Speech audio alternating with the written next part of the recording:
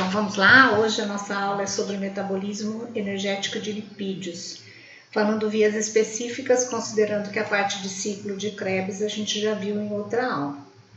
Então nessa aula pretendo desenvolver com vocês mobilização dos ácidos graxos da reserva de triglicerídeos, vias metabólicas energéticas oxidativas de ácidos graxos, síntese e utilização de corpos cetônicos, gliconeogênese a partir de glicerol e síntese de ácidos graxos, triglicerídeos e colesterol. O maior foco da aula vai ser nos dois primeiros temas. Então eu vou mostrar como é que a gente consegue ácido graxo a partir da reserva de triglicerídeos do tecido adiposo e depois vou mostrar como é que esse ácido graxo é convertido em energia ou como é que a gente consegue utilizar a energia do ácido graxo para a síntese de ATP. Os outros temas eu vou dar uma leve passadinha, tá? Não vai ser muito aprofundado como os dois primeiros. Então a ideia seria assim: qual é a molécula que fornece para a célula uma alta quantidade de energia? É o ácido graxo. Bom, mas da onde a gente consegue ácido graxo? Podemos conseguir da nossa dieta alimentar, que é um tema que a gente já estudou.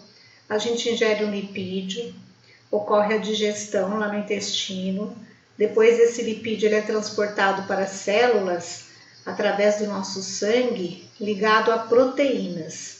Então nós já estudamos isso, HDL, LDL, quilomicron. E daí o lipídio, transportado pelas lipoproteínas, ele chega até as células musculares, cardíacas, diferentes células, onde ele entra nessas células. O processo do lipídio entrar na célula é a absorção. Quer dizer então que a célula consegue ácidos graxos originados lá daquilo que a gente se alimentou. Bom, daí o que ela faz com esses ácidos graxos? Ela faz metabolismo energético. Ela usa o ácido graxo para conseguir energia. No entanto, uma parte desse ácido graxo, aquele que não for necessário para a energia, pode ser armazenado. Muitas células conseguem armazenar lipídios na forma de triglicerídeos, mas armazenam só um pouquinho. Onde nós temos uma grande quantidade de lipídios armazenados é no tecido adiposo. Quer dizer que, a partir do ácido graxo que veio do lipídio que você se alimentou, um pouco desse ácido graxo vai ficar armazenado no tecido adiposo na forma de triglicerídeos. Para quê? Porque daí quando você estiver em jejum, quando você estiver com baixa quantidade de glicose, você vai retirar ácido graxo daquela reserva de lipídio de quase todos os tecidos, mas principalmente do tecido adiposo, devido à alta concentração. E vai utilizar o ácido graxo que vem dos lipídios de reserva para conseguir energia. Então, basicamente, ácido graxo é a molécula que te fornece energia. Mas a diferença é da onde você consegue esse ácido graxo. Da onde veio o ácido graxo que está entrando na célula para ser convertido em energia? Pode vir da sua dieta ou pode vir de reserva do nosso próprio corpo. Então, o que é um lipídio que está armazenado no nosso corpo ou que você ingere na dieta alimentar? É um triglicerídeo. Nós estudamos isso também em outras aulas. Recordando, é uma molécula constituída do álcool glicerol ligado a 3 ácidos graxos. Bom, e daí? Se você obteve isso da sua alimentação, quando chegar no seu intestino, por ação das enzimas lipases, ele vai ser digerido ou vai ser degradado em álcool, glicerol e ácidos graxos. Mas hoje o nosso foco é pensar naquele triglicerídeo que está no nosso corpo. Aquela molécula que está armazenada em algumas células, principalmente do tecido adiposo. Então, no nosso tecido adiposo tem triglicerídeos guardados. E daí? Como é que eu vou usar esse triglicerídeo? Para usar o triglicerídeo, a primeira coisa que tem que acontecer é a degradação do triglicerídeo em álcool e ácidos graxos. Porque cada molécula dessa tem um destino metabólico diferente. Para isso, no próprio tecido adiposo, nos próprios tecidos que têm reserva de triglicerídeos, também tem a enzima lipase. O que a enzima lipase faz? Ela catalisa a hidrólise do triglicerídeo, separando os ácidos graxos do álcool glicerol. Bom, mas essa enzima lipase, ela está na nossa célula do tecido adiposo, muscular, na forma inativa. Quando é que ela vai ficar ativa e vai catalisar a hidrólise do triglicerídeo? Quando houver necessidade. Então, nós já estudamos nas semanas anteriores que quando tem bastante glicose, tem bastante insulina. Então, se tiver bastante insulina, o lipídio vai continuar guardado no tecido adiposo. Mas, se o nível de insulina diminuir, indicando que o nível de glicose também diminuiu, aí um outro hormônio, glucagon, vai ser ativado, vai ser secretado, vai atuar na membrana das células dos tecidos onde tem lipídio armazenado. A ligação do glucagon na membrana do tecido adiposo estimula a enzima lipase, fazendo com que, devido à ação da enzima lipase, o triglicerídeo seja degradado e libere glicerol e ácidos graxos. E esse outro hormônio? Esse outro hormônio também estimula a enzima lipase, principalmente da enzima lipase de tecido muscular. Então, é como se ele ativasse a degradação de triglicerídeo armazenado no tecido muscular. Então, eu vou falar um pouquinho mais sobre isso durante a aula. Suponha que aqui está representando uma célula e dentro dessa célula temos lipídio armazenado, triglicerídeo. Se a insulina estiver alta, indicando que tem bastante glicose, o triglicerídeo vai continuar guardado dentro da célula. Mas, se a insulina diminuir, indicando que o nível de glicose também diminuiu, aí os hormônios opostos à insulina vão ser liberados, glucagon e adrenalina. O que esses hormônios possibilitam? Eles ligam no receptor da membrana do tecido, ativam reações intracelulares, até chegar numa fase em que a enzima lipase que estava inativa, ela passa para a forma ativa. Quer dizer que, na presença desses hormônios, a enzima lipase vai ser ativada e, em consequência, o triglicerídeo vai ser hidrolisado, liberando ácido graxo. Então, suponha que isso aqui seja uma célula do tecido muscular, por exemplo. Lá dentro da célula do tecido muscular tem triglicerídeo, em menor quantidade que no tecido adiposo, mas tem. Quando houver necessidade de energia a partir de ácido graxo, isso significa que a glicose está baixa, que a insulina está baixa, o hormônio adrenalina ou epinefrina vai ligar no receptor na membrana do tecido muscular. Através da proteína G, ele vai ativar a formação de AMP cíclico, que é o segundo mensageiro. O AMP cíclico vai ativar uma enzima, proteína quinase. Essa proteína quinase, ela vai fazer com que a lipase inativa seja convertida para a forma ativa. Lipase na forma ativa catalisa a hidrólise do triglicerídeo e libera ácido graxo. Aí o tecido muscular pega esse ácido graxo por vias metabólicas que daqui a pouco eu explico e transforma em energia. Bom, mas se o triglicerídeo estiver armazenado no tecido adiposo, é distante do tecido muscular.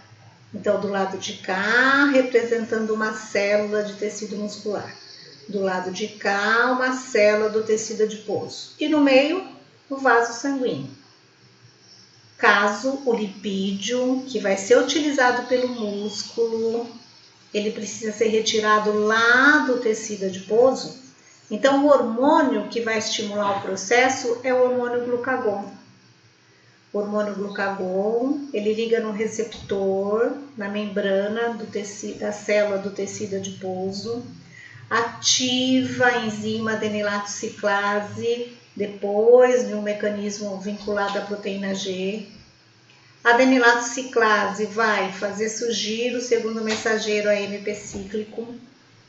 Esse AMP cíclico, ele estimula a enzima fosfoquinase. Essa enzima fosfoquinase, ela tem duas funções: ativar a lipase para degradar o triglicerídeo e liberar ácido graxo, como também ela degrada uma membrana que forma uma vesícula dentro do tecido adiposo. Então, explicando com mais detalhes. O lipídio na célula do tecido adiposo, ele não fica solto. Ele fica dentro de uma vesícula, formando como se fossem bolhas de lipídio. E a membrana dessa vesícula é constituída de uma molécula que chama pirilipina. A fosfoquinase ativa, ela modifica essa pirilipina, ela fosforila a pirilipina e permite que a membrana dessa vesícula fique com poros, de tal modo que a enzima lipase ativa, ela consegue acessar o triglicerídeo, catalisar a hidrólise do triglicerídeo, liberando o ácido graxo. Bom, mas e depois que o ácido graxo foi liberado? Aí ele tem que sair do tecido adiposo, cair no sangue para chegar no músculo. Como ele é insolúvel em água, no sangue ele é transportado pela albumina. Quando chega no tecido muscular tem um receptor, uma proteína de transporte que permite que o ácido graxo entre. Aí dentro da célula do tecido muscular é que o ácido graxo vai ser oxidado e convertido em ATP. Para ficar mais fácil para estudar, eu acho muito interessante esse slide, que ele tem uns números, ó. E eu escrevi aqui para vocês o que significam esses números. Então, número 1. Níveis baixos de glicose plasmática acionam a liberação de glucagon, que liga no receptor da membrana do adipócito. Número 2. O hormônio ligado ao receptor insulina estimula a adenilato ciclase via proteína G para produzir AMP cíclico. Número 3.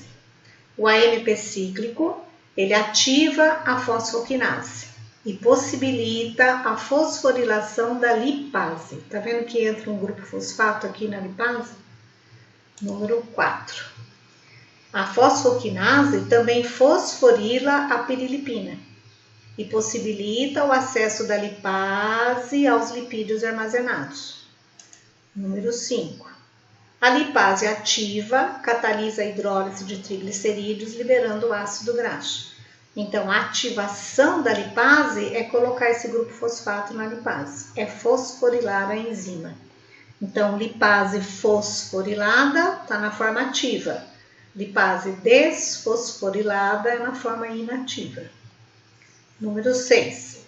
Os ácidos graxos saem do tecido adiposo, das células, né, dos adipócitos, ligam a albumina que tem no soro sanguíneo para serem transportadas até os tecidos. Número 7. Os ácidos graxos entram no miócito através de transportador específico. Número 8. Na matriz mitocondrial do miócito, os ácidos graxos são oxidados e a energia é conservada na forma de ATP. Então, o ácido graxo já chegou lá no músculo. Como é que ele vai ser transformado em ATP? Então, tem uma etapa que está falando aqui, ó, na matriz mitocondrial. Isso indica que os ácidos graxos, depois que chegaram na célula muscular, eles ainda têm que entrar na mitocôndria. Então, vamos a essa etapa. Então, aqui está o citoplasma de uma célula muscular. Aqui a membrana mitocondrial externa, o espaço entre as membranas, membrana mitocondrial interna e a matriz mitocondrial. O ácido graxo que veio lá do tecido adiposo, ou, pensando na nossa primeira possibilidade, vou até recordar para vocês, pode ser que no tecido muscular já tenha triglicerídeos. Então, a lipase, por ação da epinefrina, ela pode ter ação aqui no tecido muscular e liberar ácido graxo do triglicerídeo. Então, esse ácido graxo aqui no citoplasma de uma célula muscular, ele pode ter sido originado do tecido adiposo, ou ele pode ter sido originado da própria reserva de triglicerídeos do tecido muscular. Se for na situação alimentado, esse ácido graxo ainda pode ser originado da dieta alimentar. Mas, como é que eu vou transformar esse ácido graxo em energia? No citoplasma, esse ácido graxo ele é ativado. Ele reage com coenzima Q. Em seguida, ele tem que combinar com uma molécula que chama carnitina, que é uma proteína de transporte. Aí vai ficar ligado carnitina com ácido graxo. Esse conjunto carnitina-ácido graxo atravessa o espaço intermembranas, atravessa a membrana mitocondrial interna e chega na matriz mitocondrial. Na matriz mitocondrial, separa ácido graxo de um lado, carnitina do outro. O ácido graxo vai ser oxidado para liberar energia na forma de ATP. E a carnitina? Ela volta para o citoplasma para pegar mais um ácido graxo e trazer para a matriz mitocondrial. Aqui dentro, separa, carnitina, volta, pega mais um, volta, pega mais um. E cada ácido graxo que chegar aqui vai ser oxidado e a energia armazenada na forma de ATP. Bom, esse processo vai acontecer enquanto a célula precisar de ATP. A hora que o nível de ATP for o ideal para a célula, não precisa mais entrar ácido graxo aqui na célula. Eu posso deixar o ácido graxo lá fora, porque eu não estou mais precisando de ATP. E daí aqui fora, esse ácido graxo pode ser usado para síntese de triglicerídeos. Bom, então como é que eu vou limitar a entrada de ácido graxo quando a quantidade de ATP já estiver ótima? Depende dessa enzima aqui. A enzima carnitina-aciltransferase 1, ela é sensível à concentração de ATP. Ela é que regula todo esse processo. Quando tiver bastante ATP, o próprio ATP inibe a ação dessa enzima. Inibindo a atividade da enzima carnitina-aciltransferase 1, não tem mais possibilidade da carnitina se ligar ao ácido graxo. Portanto, não tem mais como levar o ácido graxo para a matriz mitocondrial. Portanto, esse processo de transformar ácido graxo em energia, ele é regulado, não é numa via metabólica específica. Ele é regulado numa etapa anterior. Ele é regulado na etapa de transporte do ácido graxo para a matriz mitocondrial. Se já tiver bastante ATP, não precisa mais transportar o ácido graxo para a matriz mitocondrial. E como é que a célula vai fazer isso? O ATP inibe a enzima que permite a ligação do ácido graxo com o transportador carnitina. Então, o ácido graxo vai ficar aqui fora e pode ser aproveitado para outras funções. Muito bem, mas considerando que a gente precise de ATP, que a célula está precisando de ATP, que vai acontecer então? Essa enzima carnitina-aciltransferase 1 vai ficar ativa, possibilitando a união do ácido graxo com a carnitina. A carnitina leva o ácido graxo para a matriz mitocondrial. Dentro da matriz mitocondrial, ela solta o ácido graxo. Tem uma outra enzima que faz isso, que é a carnitina-aciltransferase 2. Então, essa enzima ela separa o ácido graxo da carnitina. O ácido graxo que ficou aqui na matriz mitocondrial, aí sim ele vai ser oxidado para liberar ATP. Como isso aqui acontece? A via metabólica chama beta-oxidação. Que jeito é essa via? Então, essa figura está representando um ácido graxo. Recordando para vocês coisas anteriores, o ácido graxo é uma cadeia de muitos carbonos com uma extremidade com ácido carboxílico. Então, o ácido graxo, através da beta-oxidação, ele vai ser degradado. Dois carbonos vão ser separados da molécula do ácido graxo. E cada dois carbonos separados da molécula do ácido graxo vão ser convertidos em acetilcoenzima A. O acetilcoenzima A, como vimos em aulas anteriores, ele serve ou ele inicia o funcionamento do ciclo de Krebs, aonde tem liberação de prótons e elétrons, que na cadeia transportadora de elétrons vão ser usados para a síntese de ATP. Então, a energia dos prótons e elétrons liberados pelo ciclo de Krebs vão na cadeia transportadora de elétrons, a energia vai na cadeia transportadora de elétrons ser usada para a síntese de ATP. Então, olha só, o que é beta-oxidação? É ir retirando da molécula do ácido graxo 2 carbonos, mais 2 carbonos, mais 2 carbonos, mais 2 carbonos, e cada 2 carbonos vai possibilitar o funcionamento do ciclo de Krebs, da cadeia transportadora de elétrons e síntese de ATP. Bom, mas não é uma coisa simples, não é chegar aqui e cortar com uma faca essa ligação. Na realidade, a beta-oxidação, ela corresponde a uma série de reações, aonde eu mostro no próximo slide, e em decorrência dessa série de reações, vai ocorrer a síntese de acetilcoenzima A. Pode ainda o ácido graxo ser oxidado numa segunda etapa? Pode. Aí o acetilcoenzima A que veio do ácido graxo, ele vai ser oxidado através do ciclo de Krebs. Bom, e depois, prótons e elétrons que surgem no ciclo de Krebs, a partir da oxidação do acetilcoenzima A, originado do ácido graxo, na cadeia transportadora de elétrons, eles vão liberar energia para a síntese de ATP. Então, essa etapa 2 do ciclo de Krebs nós já estudamos. A etapa 3 da cadeia transportadora de elétrons também. A primeira etapa eu vou dar ênfase no próximo slide. Então, vou mostrar para vocês o que significa, quais as reações que estão envolvidas nesta via metabólica denominada beta-oxidação. Então, são todas essas reações aqui. Aqui está representando um ácido graxo com 16 carbonos. Na primeira reação, ocorre a oxidação do ácido graxo e prótons e elétrons do ácido graxo vão ser usados para reduzir o FAD. Então, o FAD oxidado se transforma em FAD reduzido. Esse FAD reduzido na cadeia transportadora de elétrons fornece energia para produzir aproximadamente 2 ATPs. Na etapa seguinte, o ácido graxo é hidratado. Na outra etapa, novamente ele é oxidado.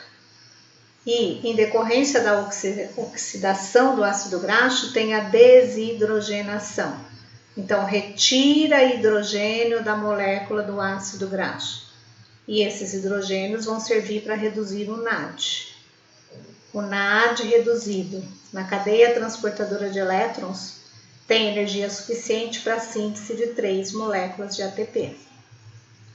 Na outra etapa, o ácido graxo reage com coenzima A e, ao mesmo tempo, tem uma separação desses 2 carbonos que estão destacados em cor-de-rosa. Então, desde o começo lá, ó, destaque em cor-de-rosa desses 2 carbonos. Então, nessa última etapa, catalisada por uma enzima tiolase, tem a lise dessa ligação, separando essa molécula aqui, que já é o acetilcoenzima A. O acetilcoenzima A, no ciclo de Krebs, na cadeia transportadora de elétrons, vai liberar energia suficiente para formar 12 moléculas de ATP.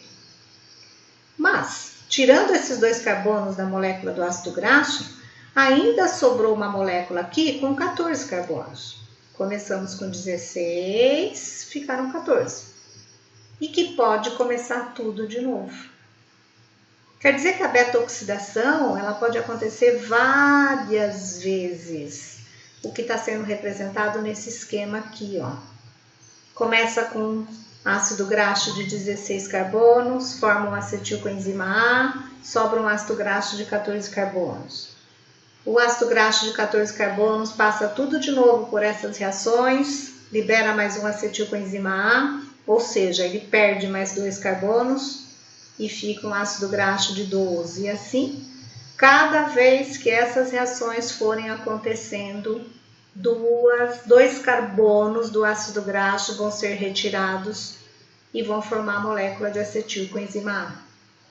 Cada vez que isso acontecer, um FAD vai ser reduzido, um NAD vai ser reduzido e um acetilcoenzima A vai ser formado. Deste FAD reduzido, pode gerar 2 ATPs. Desse NAD reduzido, 3 ATPs. E do acetilcoenzima A, 12 ATPs. Quer dizer que uma única vez que essa série de reações acontecem, que a beta-oxidação acontece, já existe a possibilidade de síntese de 12, 15, 17 ATPs. Imagine se isso acontecer várias vezes. Vai desmontando o ácido graxo de 2 em 2 carbonos. Cada vez que isso acontecer, 17 ATPs. Portanto, o rendimento energético da oxidação de ácidos graxos é muito alto. Libera bastante ATP. Vamos pensar sobre isso então. Aqui está representando novamente um ácido graxo. Aqui está representando aquela via metabólica discutida no slide anterior, que corresponde à beta-oxidação, até chegar em acetilcoenzima A. Se considerarmos um ácido graxo de 16 carbonos, como está aqui, então 1, 2, 3, 4, 5, 6, 7, 8, 9, 10, 11, 12, 13, 14, 15, 16 carbonos. Essas reações de beta-oxidação, elas vão precisar acontecer 7 vezes. Uma vez tira 2 carbonos, outra vez mais 2 carbonos, outra vez mais 2 carbonos, vai desmontando o ácido graxo. Então, quer dizer que, se a beta-oxidação vai acontecer 7 vezes, tem a possibilidade de formar 7 FAD reduzido, 7 NAD reduzido, que, através da cadeia transportadora de elétrons, vão gerar ATP. Além disso, a beta-oxidação total desse ácido graxo resulta em 8 moléculas de acetilcoenzima A, que vão para o ciclo de Krebs, e lá no ciclo de Krebs geram mais NAD, mais FAD. Na cadeia transportadora de elétrons gera mais ATP e ainda tem ATP formado aqui. Estou fazendo um cálculo aproximado, tá? Considerando que nós partimos de um ácido graxo de 16 carbonos e vamos chegar em 8 moléculas de acetilcoenzima A, 7 moléculas de FAD reduzido, 7 moléculas de NAD reduzido, o total de ATP gerado pela oxidação de um ácido graxo de 16 carbonos equivale aproximadamente em 131 ATPs. Não é tudo isso, tá? É um pouco menos do que isso. Porque eu falei quando nós estudamos metabolismo energético de carboidratos, que dados mais recentes indicam que um NAD não forma 3 ATPs. Um NAD tem energia para a síntese de 2,5 ATPs.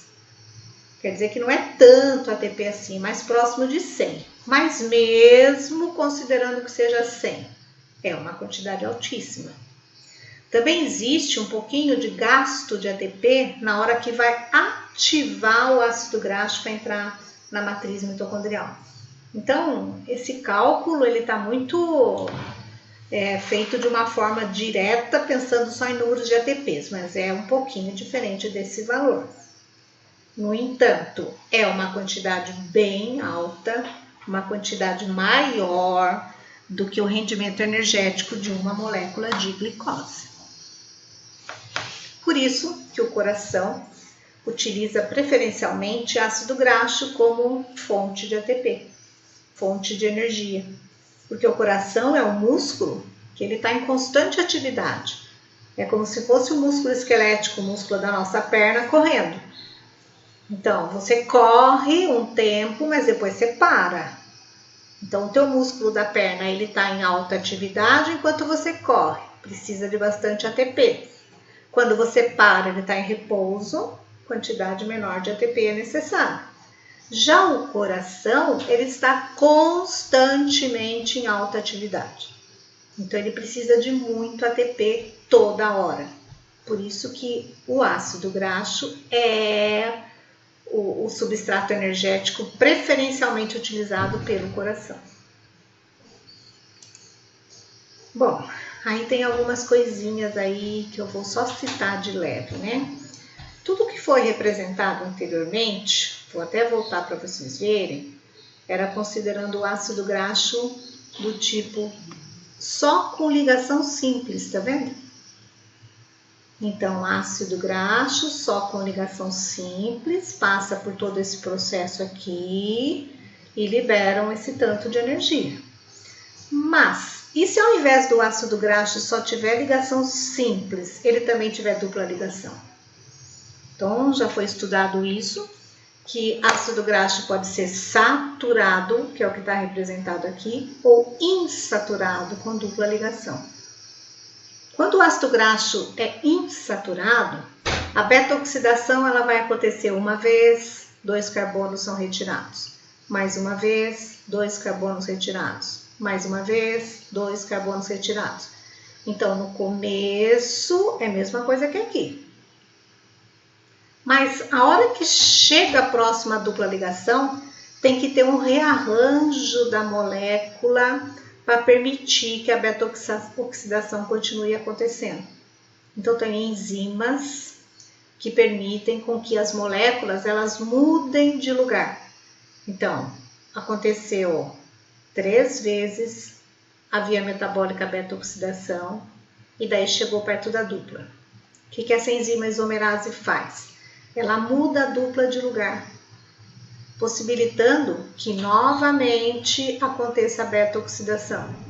E assim vai deslocando a dupla de lugar, sempre com reações enzimáticas, para possibilitar que o processo aconteça e a dupla não atrapalhe.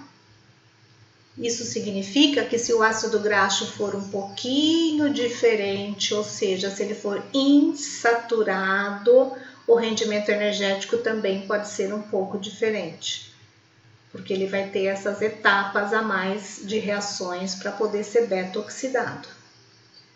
Uma outra diferença também é quando o ácido graxo tem número ímpar de carbonos. Porque se o ácido graxo tiver número par de carbonos, você vai cortando, ou a beta-oxidação vai acontecendo, e 2 carbonos são liberados, mais 2, mais 2, mais 2, tudo de 2 em 2. Cada 2 carbonos, um acetilcoenzima A. Mas se for um ácido graxo de número ímpar, vai chegar o momento em que vão ter 3 carbonos. Então, daí como é que a gente vai fazer com isso? Não vai dar para formar acetilcoenzima A. Se for número ímpar, no começo tudo igual. Beta-oxidação, beta-oxidação, beta-oxidação, vai separando 2 em 2 carbonos. Quando chegar no final, vão ficar 3 carbonos. Então, a beta-oxidação de ácidos graxos com número ímpar, no último estágio, acaba resultando nessa molécula, succinilcoenzima A. Esse succinilcoenzima A é um componente do ciclo de Krebs. Então, acaba também indo para o ciclo de Krebs, só que não entra aqui nessa fase inicial. O succinilcoenzima A, ele entra na fase intermediária do ciclo de Krebs. Depois, vocês pegando aí as aulas de ciclo de Krebs, vocês vão ver que uma das moléculas do ciclo de Krebs é o succinilcoenzima A. Quer dizer que um ácido graxo com número ímpar, depois de várias etapas de beta-oxidação, na última, o componente que vai sobrar tem 3 carbonos. E daí ele vai acessar o ciclo de Krebs numa etapa intermediária e não lá no começo. Bom, vamos juntar com a glicose. Aí as coisas têm que começar a se unir, né? Aqui está representado uma mitocôndria. dentro da mitocôndria, o ciclo de Krebs. Depois do ciclo de Krebs, a cadeia transportadora de elétrons, a síntese de ATP. Bom, mas como é que o ciclo de Krebs pode funcionar? Você tem que fornecer acetilcoenzima A. E da onde esse acetilcoenzima A vai vir? Pode vir de ácido graxo, que é o que a gente viu hoje, ou pode vir de glicose. Quer dizer que dentro da mitocôndria, o funcionamento do ciclo de Krebs e da cadeia transportadora de elétrons, ele pode ocorrer tanto a partir de carboidrato, que de acordo com o que a gente estudou na outra semana, a glicose passa pela primeira via metabólica, que é a glicólise, e forma piruvato. O piruvato entra na mitocôndria através de uma enzima ou de um complexo enzimático, ele é transformado em acetilcoenzima A. Daí o ciclo de Krebs funciona. Ou, o que é que chegou na nossa célula? Ácido graxo. Então, ácido graxo ligado à carnitina, ele vai entrar na mitocôndria. Quando chega na mitocôndria, esse ácido graxo se separa da carnitina e passa pela beta-oxidação. O resultado da beta-oxidação corresponde a moléculas de acetilcoenzima A. Então, o que eu estou querendo dizer? Que a síntese de ATP nas nossas células, elas podem ser decorrentes da energia originada da glicose ou de ácido graxo. Na próxima aula eu vou falar que também pode ser da energia de aminoácidos. Qual a diferença? Tem células que não têm as enzimas de beta-oxidação, que não conseguem usar o ácido graxo. Um exemplo típico são os neurônios. Algumas células do cérebro até conseguem, mas os neurônios em particular, eles não conseguem fazer esse mecanismo aqui. Então, os neurônios, eles usam glicose. Ou, como eu vou falar daqui a pouco, corpos cetônicos. Ou os astrócitos fazem esse mecanismo e liberam acetilcoenzima A para os neurônios. De qualquer modo, essa etapa aqui não acontece no neurônio. Ah, mas e o tecido muscular? Ele pode fazer as duas. E as hemácias? A hemácia, ela não faz nada disso. Porque a hemácia, ela não tem mitocôndria. Então, a energia para a hemácia, ela vem só desse pedacinho aqui, ó.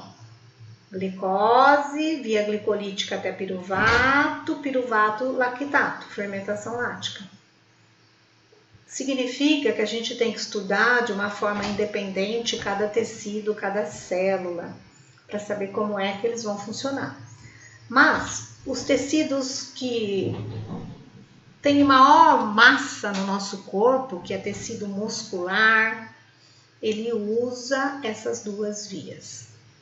Ou também podemos pensar no tecido hepático, fígado pode usar as duas vias.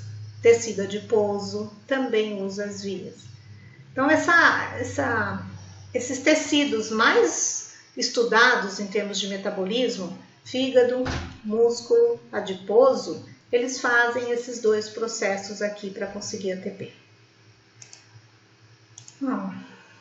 Como é que é regulado o mecanismo de você usar o ácido graxo para fazer ATP ou você guardar o ácido graxo e formar um composto de reserva?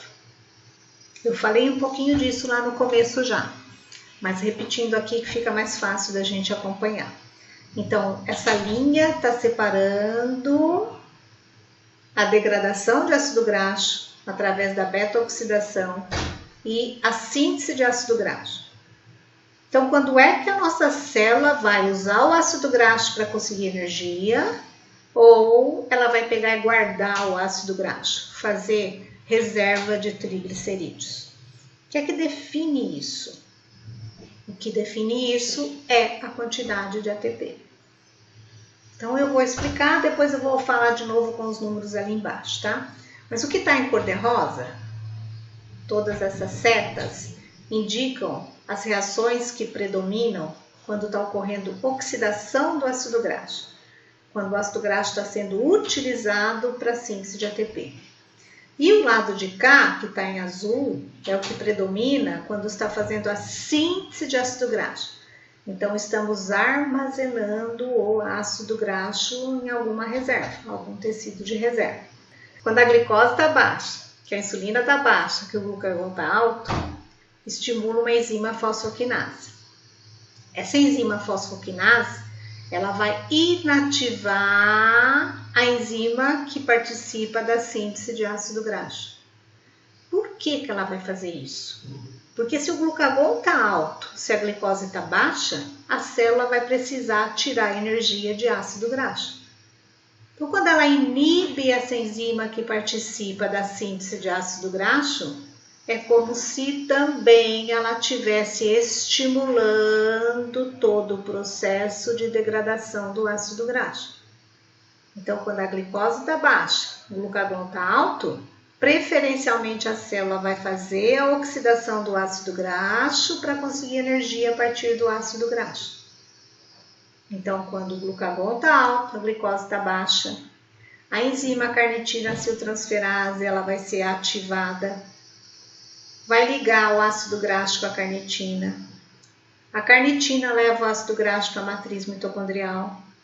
Dentro da matriz mitocondrial separa a carnitina e o ácido graxo vai passar pela via metabólica beta-oxidação para chegar em acetilcoenzima A e ir para o ciclo de Krebs, gerar ATP nas duas etapas. Mas, se o nível de glicose estiver alto, que a insulina vai estar alta, isso aqui não vai estar acontecendo. Por que não? Porque se o nível de glicose está alto, se a insulina está alta, a nossa célula entende que ela pode metabolizar a glicose e conseguir ATP a partir de glicose. E ela ainda entende que se tiver muita glicose, essa glicose pode ser convertida em ácido graxo para ser armazenada. Então, o que a insulina faz? Ela ativa uma fosfatase. O que essa fosfatase faz? Ela ativa a enzima necessária para ocorrer a síntese de ácido graxo. Então, se nós tivermos ingerido bastante glicose, a gente vai guardar o ácido graxo, vai fazer reserva de triglicerídeos. Se o nível de glicose estiver baixo, a gente não faz reserva de triglicerídeos. A gente usa o ácido graxo para ter energia. Vamos estudar de acordo com os números. A ingestão de alta concentração de carboidrato e o consequente aumento do nível de glicose no sangue desencadeia a síntese de insulina. A insulina ativa a acetilcoenzima A carboxilase, essa enzima aqui. Então, a insulina ativa essa enzima. A acetilcoenzima A carboxilase ativa a formação de malonilcoenzima A. Então, essa enzima ativa, ela vai transformar acetilcoenzima A em malonilcoenzima A. Malonilcoenzima A é o primeiro composto necessário para a síntese de ácido graxo. Malonilcoenzima A inibe a carnitina acetiltransferase 1. Então, conforme a glicose está sendo transformada em malonilcoenzima A, esse composto aqui ele vai ser usado para a síntese de ácido graxo, depois para a síntese de triglicerídeos, e ao mesmo tempo ele vai inibir a degradação de ácido graxo. Então é como se ele falasse assim: tem bastante glicose, não precisa degradar o ácido graxo, eu vou guardar o ácido graxo. Quando diminui o nível de glicose sanguínea, o glucagon ativa uma proteína quinase. Essa proteína quinase, ela vai inativar a mesma enzima que a insulina ativou. Então, ela vai inativar a acetilcoenzima A carboxilase. Qual a consequência disso? Não tem mais formação de malonil. Não tem mais inibição dessa enzima aqui. Então, quando a acetilcoenzima A carboxilase for inibida, para de formar malonilcoenzima A e ácido graxo. Diminuindo a quantidade de malonilcoenzima A e de ácido graxo, desinibe a enzima que transporta o ácido graxo para dentro da mitocôndria. Então, o ácido graxo pode entrar na matriz mitocondrial e na matriz mitocondrial ele vai ser oxidado. A oxidação é através daquela via que a gente já viu lá atrás, que é a beta-oxidação, e depois o acetilcoenzima A vai para o ciclo de Krebs. Qual outra possibilidade? Uma coisa nova que eu vou falar, que é a formação de corpos cetônicos. Então, como é isso? Fazendo uma união de várias coisas que nós falamos até agora. Aqui está um vaso sanguíneo, aqui um tecido extra-hepático. Até agora a gente falou músculo, mas tem vários outros, né? Rins, pele, ou um tecido diferente do fígado. E aqui o fígado. Isso aqui, célula do tecido adiposo, ou uma célula onde tem lipídio armazenado. Quando o nível de glicose está baixo, consideramos que isso seja uma situação de jejum, embora também ocorra no diabético.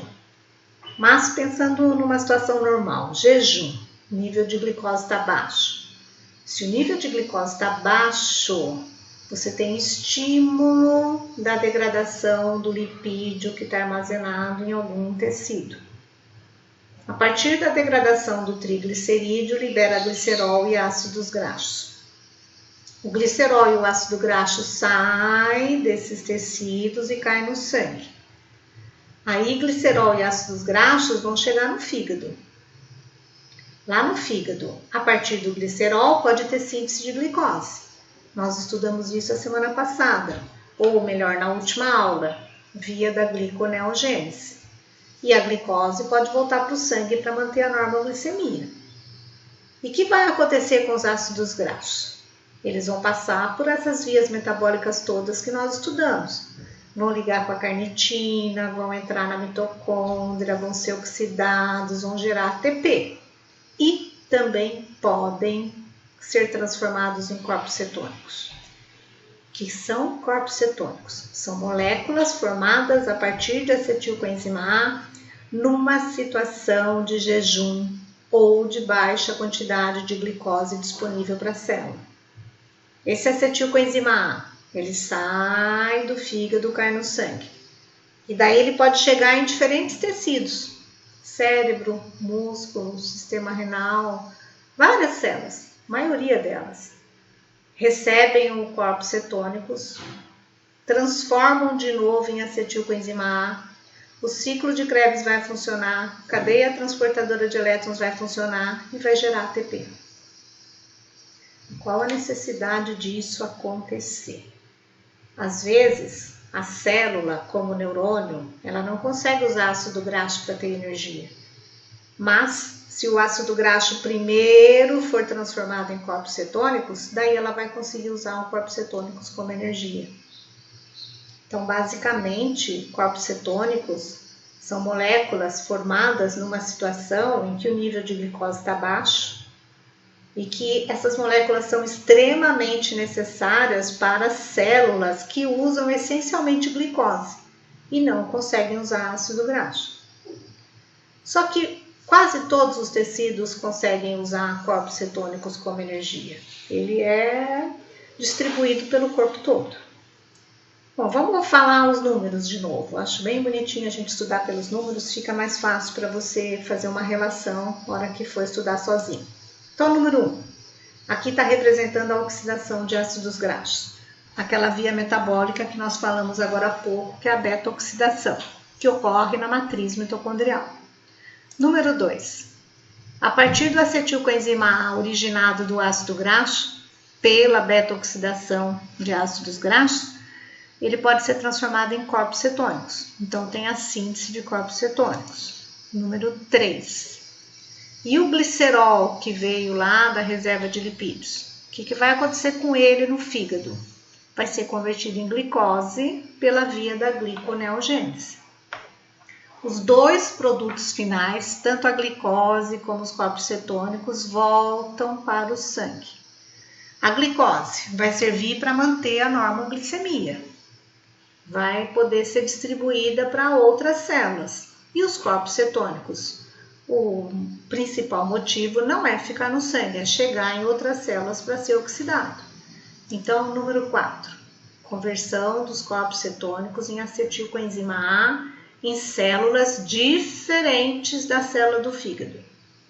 Número 5, ciclo de Krebs. Número 6, cadeia transportadora de elétrons. Então, essa seria a sequência.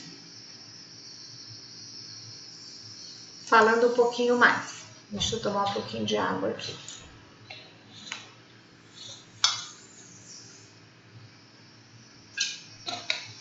Esse slide está mostrando o fígado em amarelo. E em cinza, embora esteja esquematizado um músculo esquelético, podemos pensar que é qualquer tecido extrahepático. No fígado é que ocorre a síntese dessas duas moléculas, acetoacetato e beta-hidroxibutirato. Essas duas moléculas são as denominadas corpos cetônicos.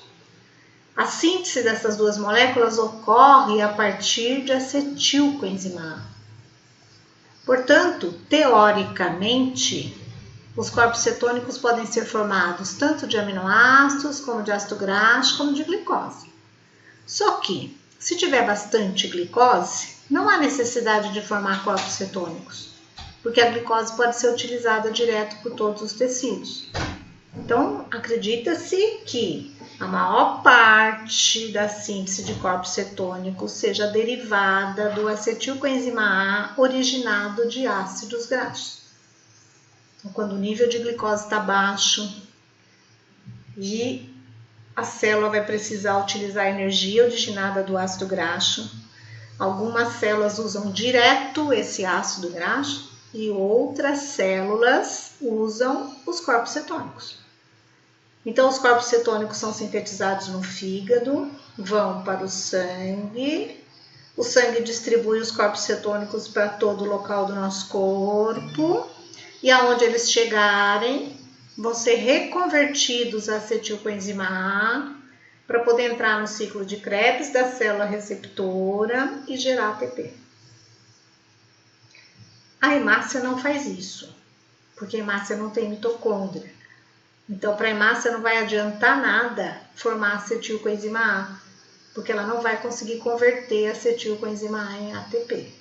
Então, a hemácia, eritrócito, eles são dependentes de glicose e da via de glicólise anaeróbica. Bom, o que é em termos de moléculas, né?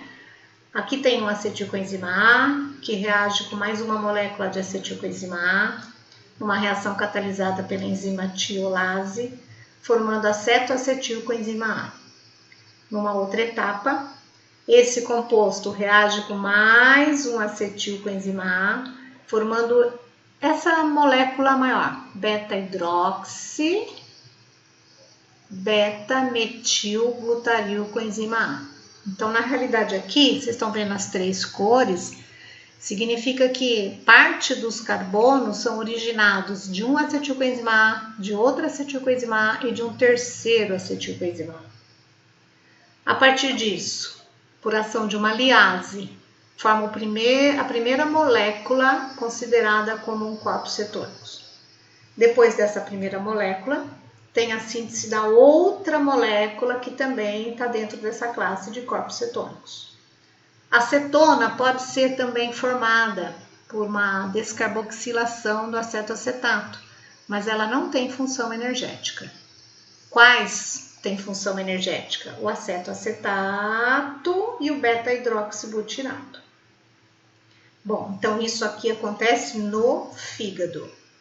Aí esses compostos aqui, eles saem do fígado, caem no sangue, e quando chegar numa célula receptora de corpos cetônicos, então em tecidos diferentes do fígado, chega lá beta-hidroxibutirato ou acetoacetato. Então esses dois são corpos cetônicos. O beta-hidroxibutirato é totalmente convertido em acetoacetato. Acetoacetato se transforma em acetoacetilcoenzima A, para no final da história chegar no acetilcoenzima A. Pronto, já é o composto que vai fazer o ciclo de Krebs funcionar, permitindo a liberação de prótons e elétrons para a cadeia transportadora de elétrons e energia. Mas temos um probleminha. Esses dois compostos são os corpos cetônicos, acetoacetato, beta-hidroxibutirato, sintetizados no fígado. Só que para chegar em outro local do nosso corpo, ele tem que ir para o sangue. No sangue, no pH do nosso sangue.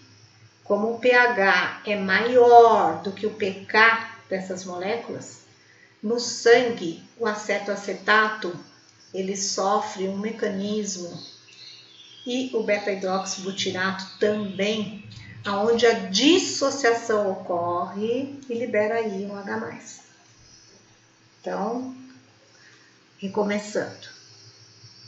No pH do plasma sanguíneo, por ser um pH maior do que o pK de dissociação dessas moléculas, os corpos cetônicos são dissociados, liberando íons H+. Portanto, no nosso sangue, devido aos corpos cetônicos, pode haver aumento de íon H+. E o aumento de íon H+, se não for tamponado, se não for controlado, pode acarretar uma acidose metabólica, que chama cetoacidose.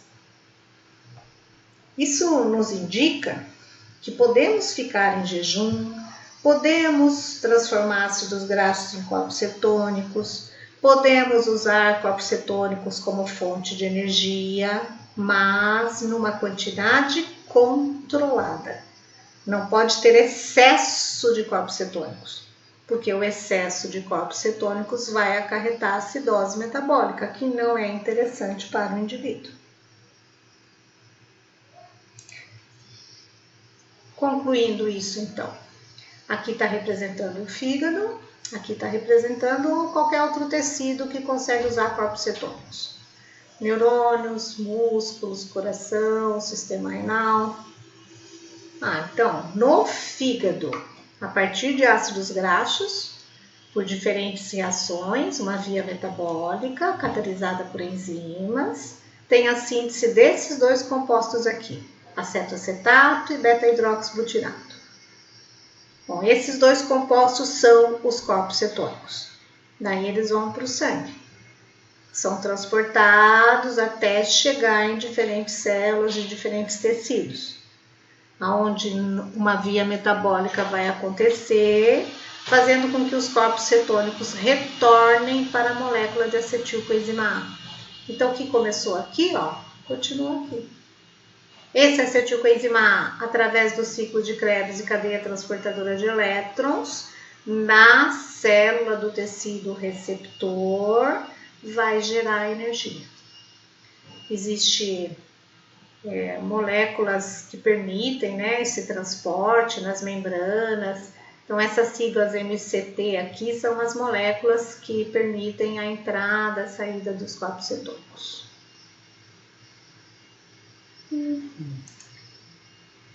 Quase acabando. A parte de obter energia a partir de lipídios eu já falei. Agora a gente tem que pensar que, caso não haja necessidade de utilizar o ácido graxo para fonte de energia, que a gente pode fazer síntese de ácido graxo e síntese de triglicerídeo. Então, o ácido graxo oxidado ou a glicose oxidada, ou futuramente vamos estudar os aminoácidos oxidados, vão chegar nessa molécula aqui, acetilcoenzima A. Essa molécula acetilcoenzima A, o objetivo dela é fazer o ciclo de Krebs funcionar e gerar ATP. Então, qualquer nutriente energético na célula vai ser transformado em acetilcoenzima A, gerando ATP. Estou falando em células de fígado e músculos. As outras têm algumas características individuais. Se tiver uma grande quantidade dessas moléculas aqui sendo oxidadas e o nível de ATP estiver alto, pode esse processo dar uma paradinha, pode inibir o ciclo de Krebs. E daí vai acumular acetilcoenzima A. A acetilcoenzima A acumulada pode seguir outro caminho. A partir da acetilcoenzima A, pode ocorrer a síntese de malonilcoenzima A e, por várias reações, chegar no ácido graxo palmitoil, ácido palmítico, na forma de palmitoilcoenzima A. Então, o primeiro ácido graxo na nossa célula, sintetizado na nossa célula, é o ácido palmítico. Esse ácido palmítico ele é derivado do acetilcoenzima A. E vai acontecer a síntese desse ácido graxo quando tivermos bastante acetilcoenzima A. O nível de ATP já estiver ótimo na célula. E da onde que vai vir o acetilcoenzima A? De ácido graxo, de glicose ou de aminoácidos.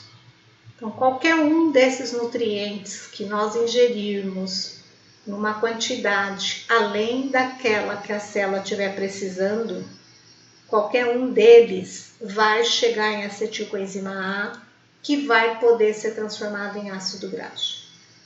A partir da síntese do ácido graxo palmítico, na forma de palmitoilcoenzima A gente tem a síntese dos outros ácidos graxos. Então, diferentes enzimas, com diferentes reações, podem transformar, por exemplo, o ácido palmítico de 16 carbonos saturado num ácido esteárico 18 carbonos saturado. Ou num ácido oleico 18 carbonos insaturado. Então, a partir do primeiro ácido graxo, o ácido palmítico, que foi originado a partir do excesso de acetilcoenzima A, que veio de ácido graxo, glicose ou aminoácidos, nós podemos fazer os outros ácidos graxos. Bom, e depois que faz ácido graxo? Depois que o ácido graxo estiver pronto, a gente vai fazer triglicerídeos. Então, estou querendo dizer que reserva de lipídios na forma de triglicerídeos depende de ter ácido graxo. E ácido graxo, além daquele que você recebe da sua dieta alimentar, o ácido graxo pode ser sintetizado no nosso corpo a partir de acetilcoenzima A. E o acetilcoenzima A, ele pode vir de glicose, pode vir de aminoácidos e pode vir de ácidos graxos. Não queria muito falar nesse lado da obesidade, do excesso de lipídios, mas é bem por aí, né? Não é só ingerir lipídio que leva a excesso de lipídios no nosso organismo. Ingestão de ácido graxo, ingestão de glicose, ingestão de aminoácidos, se a quantidade de moléculas forem excedentes àquelas que a célula precisa, podem ser transformados em ácido graxo e futuramente em triglicerídeos. Olha o que estimula isso, a insulina. Insulina não é produzida no corpo quando tem bastante quantidade de glicose? E eu também vou explicar aqui as próximas semanas que também é decorrente de bastante quantidade de aminoácidos. Portanto, alta concentração de glicose, alta concentração de aminoácidos, que estimula a secreção de insulina, vai estimular a transformação de glicose e de aminoácidos em triglicerídeos. Tem mais uma molécula sintetizada a partir de acetilcoenzima A, que é o colesterol. Eu não vou ficar falando detalhes, porque não cabe, teríamos que ter uma aula só para isso. Então, só estou citando de leve, mas para vocês entenderem que o colesterol, que está aqui, ele é formado a partir de escaleno. E o escaleno, vindo de trás para frente, ele vai surgir a partir de acetilcoenzima A. Então, o colesterol no nosso organismo, ele pode ser sintetizado a partir de aminoácidos, a partir de lipídios, a partir de glicose. Então, se tiver alta concentração de colesterol no sangue, a dieta tem que ser diminuir todos os alimentos. Lógico que diminuir a ingestão de colesterol também ajuda, mas se continuar com excesso de carboidrato, vai continuar a possibilidade de síntese de colesterol. A partir do colesterol, ou melhor, a partir desse esqualeno aqui, ó, você tem a síntese de várias moléculas com esses anéis que são chamados de esteróis. Então tem a síntese de, deixa eu ver um que a gente conhece mais, colesterol tá aqui, ácidos biliares, hormônios esteroides. Então vários compostos são derivados de esqualeno e, retornando, o esqualeno é formado de acetilcoenzima A. Como regula isso? Então o colesterol, ele está aqui. Da onde veio esse colesterol? Em aula anterior a gente estudou que ele pode vir da nossa dieta alimentar. Então a lipoproteína LDL colesterol, ela está carregando o colesterol que nós ingerimos para o interior da nossa célula. Mas também o colesterol pode ser sintetizado. E quando é que ele vai ser sintetizado? Quando a insulina estiver alta. Quando é que a insulina está alta? Quando você tem bastante glicose, bastante aminoácidos. Quando é que vai ser inibida a síntese de colesterol? Quando o glucagon estiver alto. Então, por quê? Porque quando o glucagon está alto, a insulina está baixa, então a glicose está baixa. E quando o glucagon está alto, estimula a degradação de ácido graxo para fornecer energia. Então, não vai sobrar acetilcoenzima A para formar colesterol. Estou deixando essas coisas um pouco mais simples, tá? Não estou falando detalhes para vocês das enzimas e tal, porque é um capítulo realmente à parte, uma aula inteirinha para a gente falar desse lado. Então, só estou dando uma ideia. Depois a gente, vocês, se tiverem interesse, vocês se aprofundam. Essas foram as referências que eu usei. E muito obrigada pela atenção na aula, então.